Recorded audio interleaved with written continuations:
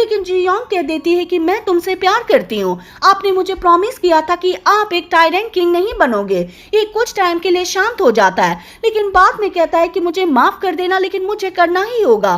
फिर क्वीन डुआगर के पास आ रहा होता है, अपने बॉडीगार्ड से कहता है कि सभी रास्ते ब्लॉक कर दो ताकि यहाँ से कोई भी भाग ना सके। जी योंग अपने आप से कहती है कि अब मैं क्या करूँ, मेरे पास कौन सा रास्ता है।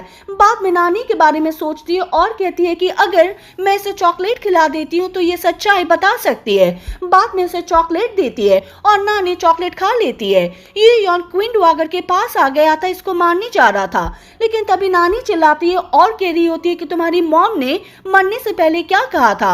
उसने बताया था कि मेरा बेटा कैसा होना चाहिए, उसे कोई भी रिवेंज नहीं लेना चाहिए, उसे टायरेंट किंग नहीं बनना चाहिए, वो सबसे अच्छा किंग होना चाहिए।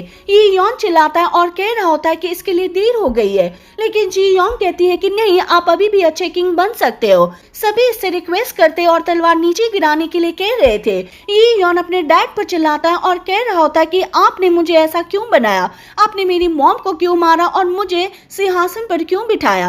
ये अब तलवार नीचे गिरा देता और बाद में जाने लगता है। सभी इसे फॉलो कर रहे थे, लेकिन ये योन चिल्लाता और कह रहा होता है कि मुझे कोई फॉलो मत करो, लेकिन जी योंग ऐसा नहीं करती, इसके पीछे आ रही होती है।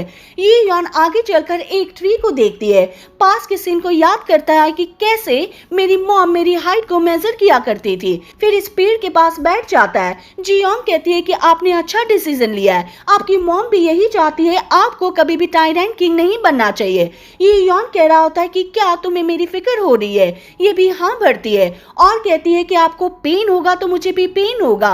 ये योन स्माइल करने लगता है, लेकिन जी योंग कहती है कि मैं सच कह रही हूँ। जे-सान अपने लोगों से बात करता है और कह रहा होता है कि सब कुछ ठीक चल रहा था, लेकिन उस जी योंग की वजह से हमारी सारी प्लानिंग बर्बाद हो गई।